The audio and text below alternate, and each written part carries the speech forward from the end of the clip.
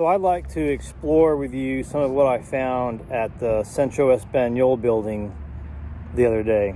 You know, it's that place where we're working. It's got those fantastic windows, roundies. They got the circles and the colored glass and that kind of stuff. What I found yesterday, as a matter of fact, you know, we signed up to restore the windows, and to date, I've found almost nothing original. I found some things. I found a sash that had the original hinges, the hinge mortise holes where it would have tilted to the inside. It still had the lock on it. That one was original. I thought, man, that's really cool. So I worked really hard to save that, put it back into service. But wow, I'm trying to figure some things out. And so yesterday, as I was pulling out this window, because I want to get an accurate read on what I have to do, so I'm up there pulling it, 3rd floor on a scaffold, and I was pulling it out, and I ended up having to tear it slap apart. I mean, flat bar with a hammer, taking it apart piece by piece by piece. It was crazy. It was screwed together. It was glued together. You know, it looked like a window. It looked like a typical turn of the century archetypal window, but it wasn't. It was just made to look that way. There were no pulleys. There was nothing. The stops were glued on. I'm amazed I didn't break the glass getting the sash out. I've got the sash here. The sash still have screws in it. There was 10 screws holding the bottom sash in. It was crazy.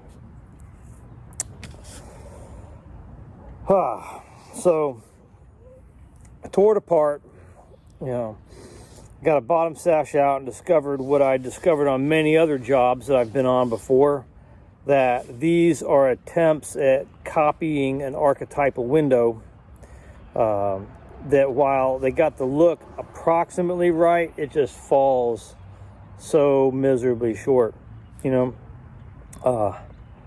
So, you know, what can I say about these windows? Nobody, even the architects, know what they have here. It's crazy. And you have to ask, why don't the architects know the truth about what's going on here? Why can't they, with their trained eyes, look and see that this is not legit? How can they walk by it and know that this is not the way that it's supposed to be? I mean, these are architects, right? I don't know. But here's the deal. If the architects don't know, if they don't see what it is that I see, how can they make good decisions about their building? If they don't know the truth about their building, if they think that, this is just original, it's not original, and it's not in good shape. And if this is how the architects are, how can they advise their clients on the right things to do to their houses? And this is just it's like a side point. This is why I started doing my historic homes workshops, so that I could try to do my part to give people the information that they needed, the actual true information, so they could make good decisions. They get the side from the big home stores and the TV commercials and all that kind of stuff, but they don't get what's really going on, because all those people have an agenda. You see that? They want to sell you something. But what's the truth about your house? That's different. So if an architect doesn't know, how can the architect truly guide and advise his or her clients? It's a good question. The archetypal windows that they had in there in the beginning, Did anybody realize that they were archetypal? I mean, that they were like the best, purest form of a window that could have been in there?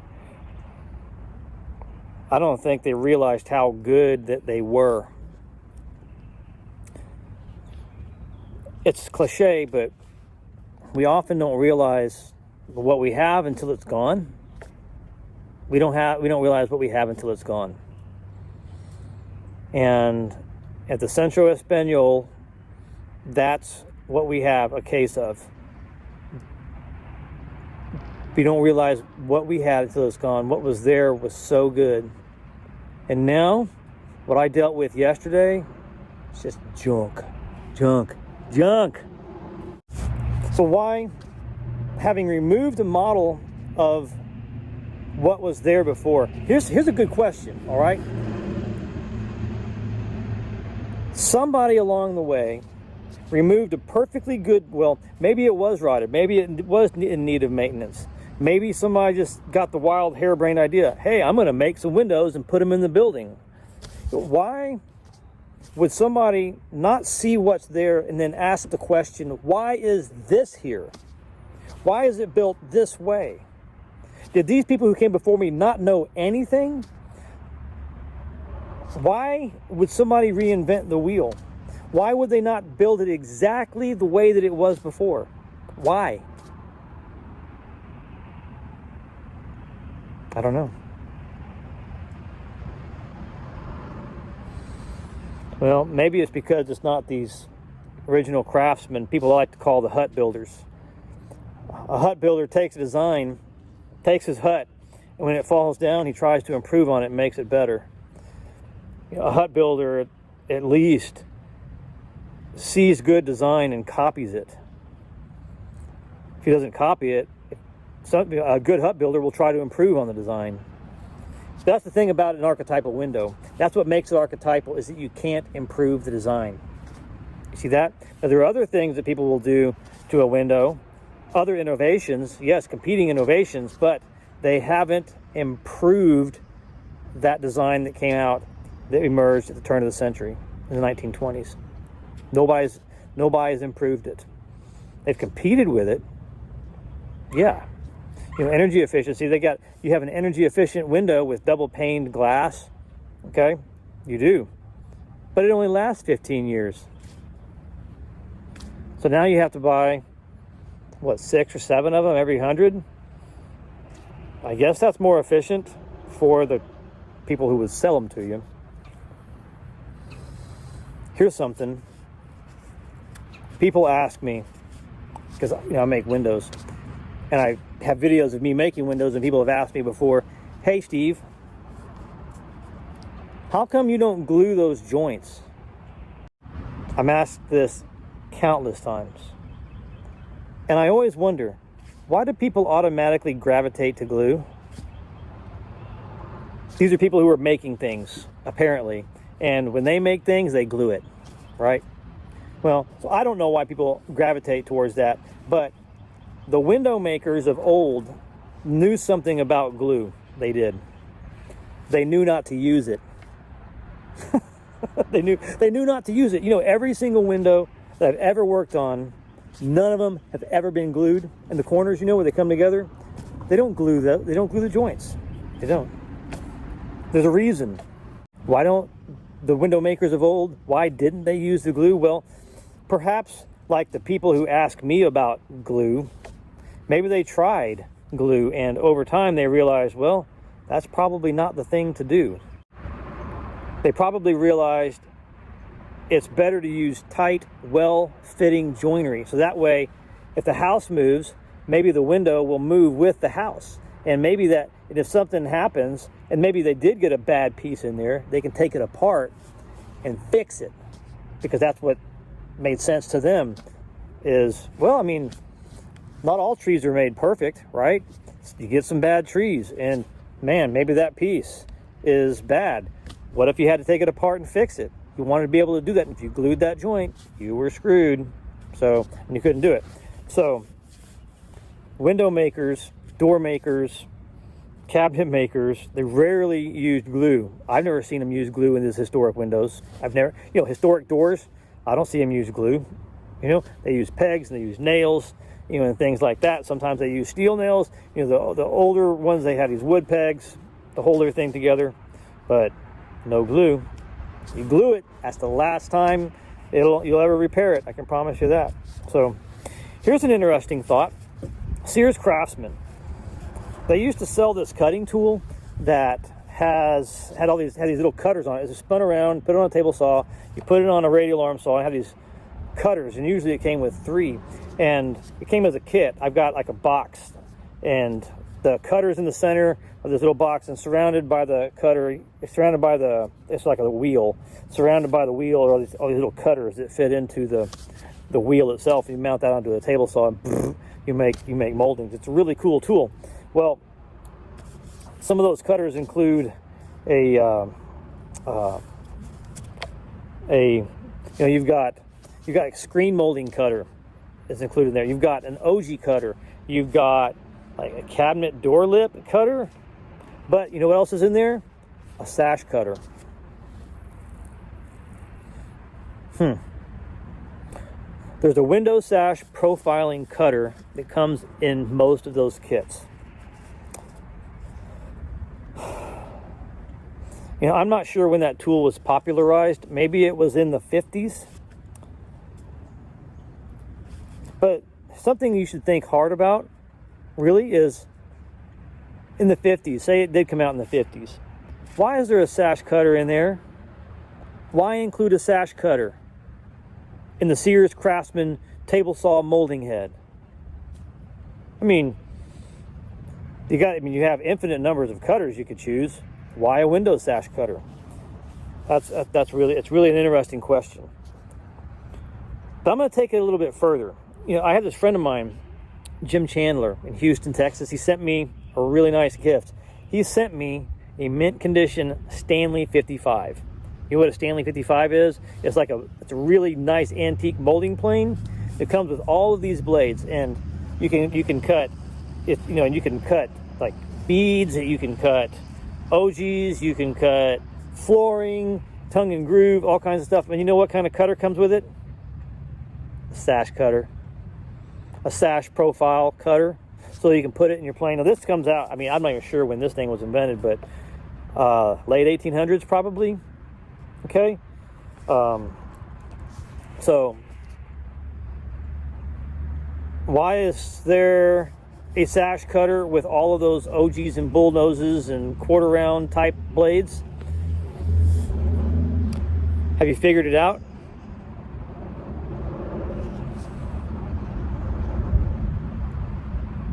Could it be that so the common person could easily recreate a window part? Why would they include that particular blade in the Stanley 55 kit and the Sears Craftsman kit if there wasn't some kind of a cultural demand for a sash cutting bit? And so it was in the cultural psyche that people would work on these windows, right? Or at least have the ability to make the parts. Otherwise, why would a sash cutter even be included in the bit set, right? Because why? So that we can just make fun stuff that looks like sashes? Maybe so. I don't know. So, why would a person want to recreate a sash or take one apart and fix it? Why would a person want to? I think the problem there is with the word want. There's something wrong with the word want there. It's not as though the person wanted to make sash parts. I think more along the lines, it was culturally, it was a duty that we felt.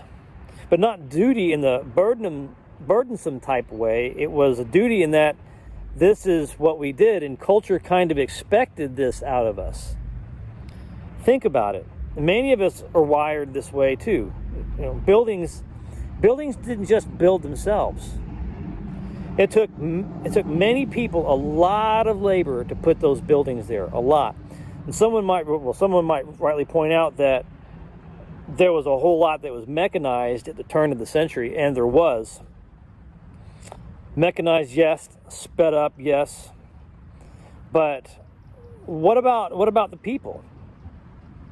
Had they evolved mentally, psychologically, to keep up with the pace that things were now being produced? I don't think so. So, still encapsulated in the human brain is the effort that it took to make anything of value. Anything. And it's only now, 100 years or so later, that we have become so spoiled, so used to lives of ease. We get to click a few buttons and things just magically arrive at our doorstep.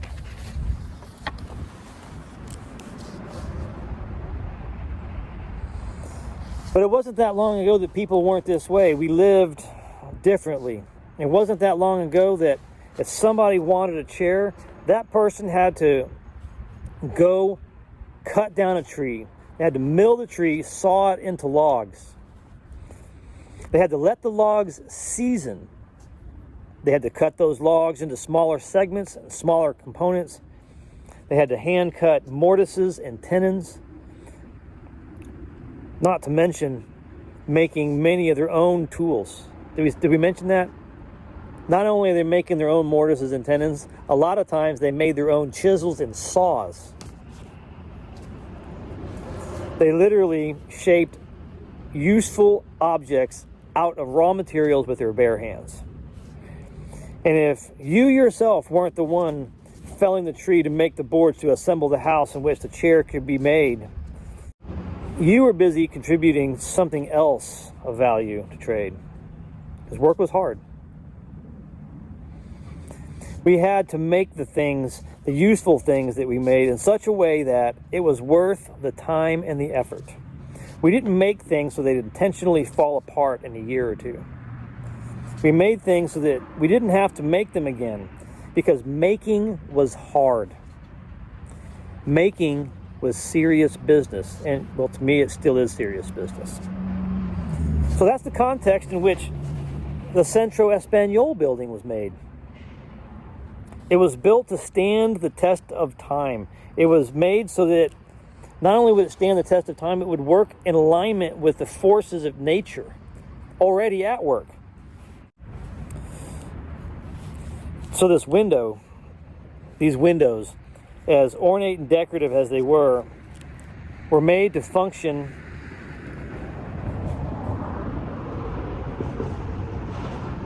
and make use of the forces of energy already at work. Actually, did you know that the building was designed to use no energy, right? Zero energy footprint. You see that? Zero energy footprint. It's crazy. And they knew how to do it back then. And they survived. Weird. So these windows, these amazing, beautiful contributions to the community. Colored glass, beautiful to look at. Form fused with finesse, performance, and polish. They were made in such a way so that they'd never have to be made again until 1931. 1931 is the key year. It's the key year that the Royal Theater came to town and was put in that building. And in 1931, along with the Royal Theater, air conditioning. Air conditioning was introduced to the building. So, no longer seen as useful to contributing to the function of the building, the windows were removed from their inward opening positions and then fused to the outside, flush with the brick. Almost flush with the brick. Not exactly, but a lot closer to the face of the building than they were. They used to be recessed inside a nice brick arch so that there was some kind of shielding from the weather, and they opened to the inside so that you could maintenance them. but not anymore. When they were fused to the outside, that was it. That was it. And that led to a chain of events that that put us to where we are today, to the day that I had yesterday. Some of the openings on the Centro Espanol, I kid you not, because of that change in 1931, are on the 5th window sash. On the 5th set of windows in just a little over 100 years. 109 years, 110 years, something like that. 109 years. The 5th window sash. Why? I suspect because, number one, they moved it from the inside of the building and put it on the outside and used it decoratively instead of functionally.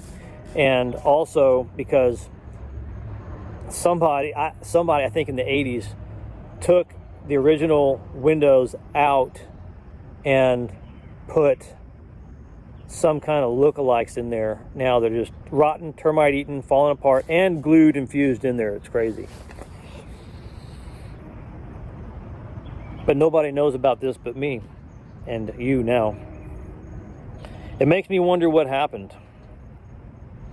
And it makes me ask, why does nobody see? Do the architects even know? I mean, surely they don't.